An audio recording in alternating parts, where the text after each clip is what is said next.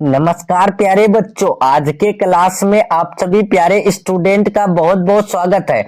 प्यारे बच्चों, आज का क्लास आप सभी प्यारे स्टूडेंट के लिए बहुत बहुत इम्पोर्टेंट है, क्योंकि आज के क्लास में मैं आपको बताने वाला हूं क्लास 12 हिंदी 100 मार्क्स का आपके फाइनल बोर्ड एग्जाम के लिए 30 ऐसे ऑब्जेक्टिव क्वेश्चन जो आप सभी के फाइनल बोर्ड परीक्षा में कई वर्षों से लगातार पूछा गया है। ठीक है, तो प्यारे बच्चों, आज का क्लास आप सभी लास्ट तक देखिएगा। ठीक है, इसमें आपका व्याकरण प्लस बुक पर्सन का जो है बहुत वीवीआई क्वेश्चन है। ठीक है, तो इसलिए आप सभी लास्ट तक देखिएगा। और चैनल से नए जुड़ रहे हैं तो चैनल को सब्सक्राइब करके बेल आइकन प्रेस जरूर कर लीजिएगा। वीडियो पसंद आए तो लाइक करके शेयर कर दीजिएगा। ठीक है, और 80 से 90% मार्क्स दिलाने वाला आपको अगर नोट्स पीडीएफ कोर्स परचेज करना है तो आप इस नंबर में कॉल मैसेज करके परचेज कर सकते हैं। ठीक है, तो चलिए प्यारे बच्चों, हम लोग क्लास को शुरू करते हैं। चलते हैं फर्स्ट क्वेश्चन की तरफ। फर्स्ट क्वेश्चन आपके स्क्रीन में है और काफी इंपॉर्टेंट क्वेश्चन है। पूछा गया है आपको कि ईमान शब्द में उपसर्ग है। ईमान शब्द में उपसर्ग क्या होगा प्यारे बच्चों?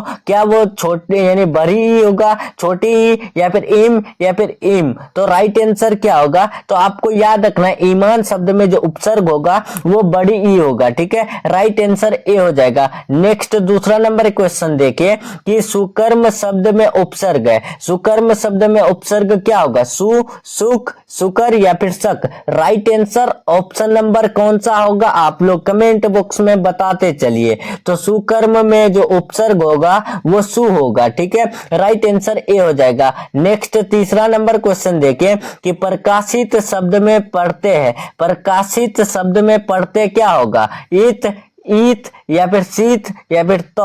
राइट आंसर क्या होगा? तो प्रकाशित शब्द में जो है यहां पर पढ़ते जो हो जाएगा वो हो जाएगा ईत। ठीक है, राइट आंसर ए हो जाएगा। ध्यान रखिएगा, याद रखिएगा, बहुत इंपॉर्टेंट क्वेश्चन है। उपसर्ग पढ़ते से आपको जो है 3 से 4 मार्क्स का क्वेश्चन पूछे जाते हैं फाइनल एग्जाम में। नेक्स्ट 4 नंबर क्वेश्चन देखिए, पठनीय शब्द में पढ़ते हैं। तो यानी पठनीय शब्द में जो पढ़ते होगा आप याद रखिए इसका राइट आंसर अनीय होगा। ठीक है, नेक्स्ट क्वेश्चन 5 नंबर की तरफ चलते हैं। देखिए 5 नंबर क्वेश्चन पूछा गया है पंकील शब्द में पढ़ते हैं। तो पंकील शब्द में पढ़ते की बात करें तो वहां यहां पर जो यानी पढ़ते हो जाएगा वो हो जाएगा ऑप्शन नंबर यहां पर डी हो जाएगा इल। ठीक है, नेक्स्ट क्वेश्चन चलते हैं 6 नंबर क्वेश्चन। देखिए पूछा गया है कि काल के कितने भेद होते हैं? काल के जो प्रकार होते हैं कितने?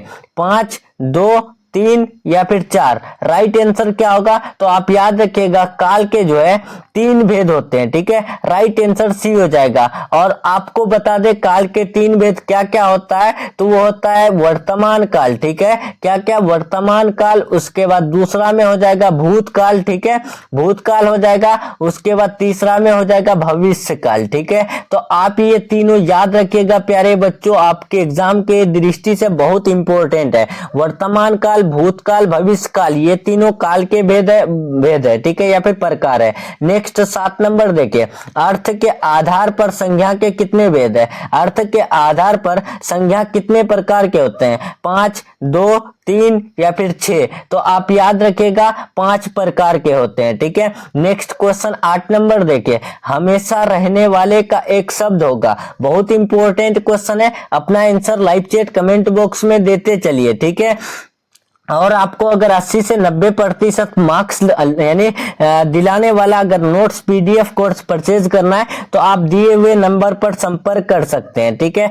देखिए 8 नंबर, हमेशा रहने वाले का एक शब्द क्या होगा? शाश्वत, सरंदा, यानी सामयिक या फिर पार्थिक? तो आप याद रखिएगा उसे हम लोग शाश्वत कहते हैं। ठीक है, नेक्स्ट क्वेश्चन 9 नंबर देखिए। 9 नंबर क्वेश्चन आपको पूछा गया है कि जो सब कुछ जानता हो उसके लिए एक शब्द क्या होगा? देखिए जो पूरी दुनिया का सब कुछ जानता है तो उसे हम लोग जो एक शब्द में क्या कहेंगे? अज्ञ या फिर सर्वज्ञ, सुदर्शन, सुग्रीव? तो उसे हम लोग जो है सर्वज्ञ कहेंगे। ठीक है, राइट आंसर भी हो जाएगा। नेक्स्ट 10 नंबर क्वेश्चन देखिए कि ईश्वर पर विश्वास रखने वाले का एक शब्द होगा। देखिए जो ईश्वर पर यानी गॉड पर भरोसा करते हैं, बिलीव करते हैं, तो उसे हम लोग क्या कहते हैं? शैव, आस्तिक, नास्तिक, धर्मानुयायी? इसका आंसर कमेंट बॉक्स में नंबर के साथ दीजिए। तो राइट आंसर हो जाएगा आस्तिक, ठीक है। और नास्तिक किसे कहते हैं? तो नास्तिक उसे कहते हैं जो विश्वास यानी ईश्वर पर जो है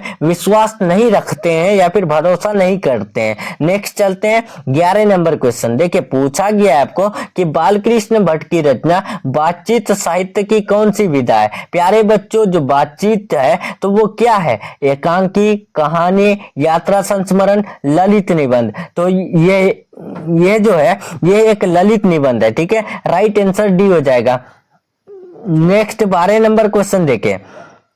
12 नंबर क्वेश्चन पूछा गया है जयप्रकाश नारायण को कौन सा पुरस्कार मिला था? देखिए जयप्रकाश नारायण जी को जो इनाम मिले थे कौन सा? भारतीय ज्ञानपीठ पुरस्कार, साहित्य अकादमी पुरस्कार, राजेंद्र प्रसाद शेखर पुरस्कार, भारत रत्न। तो आप याद रखिएगा राइट आंसर ए हो जाएगा, भारतीय ज्ञानपीठ पुरस्कार मिला था यानी जयप्रकाश नारायण जी को। नेक्स्ट चलते हैं 13 नंबर क्वेश्चन। 13 नंबर क्वेश्चन आपको पूछा गया है कि दिनकर को किस गद्य पुस्तक पर साहित्य अकादमी पुरस्कार मिला था? देखिए जो दिनकर जी को साहित्य अकादमी पुरस्कार मिला था तो वो कौन से गद्य पुस्तक के लिए? संस्कृति के 4 अध्याय, दिनकर की डायरी, वट पीपल, अर्धनारीश्वर। तो राइट आंसर हो जाएगा संस्कृति के 4 अध्याय पुस्तक पर जो है यानी साहित्य अकादमी पुरस्कार मिले थे दिनकर जी को। नेक्स्ट 14 नंबर क्वेश्चन देखिए कि 3 बज गए, 4 बज गए, 11 बज गए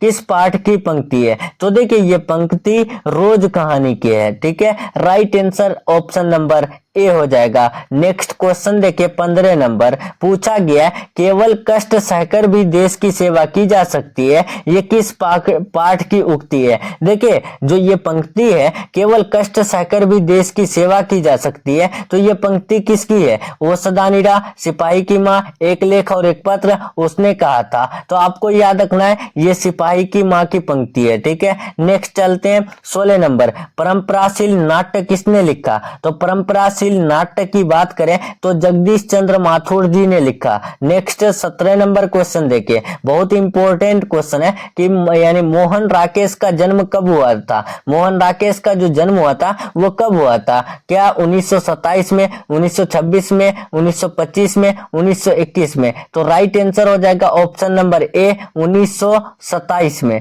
नेक्स्ट चलते हैं 18 नंबर दूसरी परंपरा की खोज पुस्तक के रचनाकार कौन है? तो दूसरी परंपरा की खोज के रचनाकार की बात करें तो राइट आंसर हो जाएगा यहाँ पर 18 का ऑप्शन नंबर ए नामवर चिन्ह, ठीक है। नामवर चिन्ह जो है वो परगीत और समाज जो आपके यानी जो गद्य खंड है वो यानी उसका 9वां चैप्टर का है, ठीक है। परगीत और समाज जो चैप्टर है आपका यानी 9th चैप्टर, तो इसके लेखक भी कौन है? नामवर सिंह है, ठीक है। नेक्स्ट चलते हैं 19 नंबर जायसी के पिता का नाम क्या था? तो देखिए जायसी के पिता का नाम की बात करें तो उनके पिता का नाम मलिक शेख ममरेज था या फिर मलिक मोहम्मद ममरेज था, ठीक है। राइट आंसर ए हो जाएगा। नेक्स्ट 20 नंबर देखें आखिरी कलाम के रचयिता कौन है? जयशंकर प्रसाद, निराला, जायसी, कबीरदास। तो राइट आंसर आपको याद रखना है प्यारे बच्चों, 20 का राइट आंसर हो जाएगा ऑप्शन नंबर जो है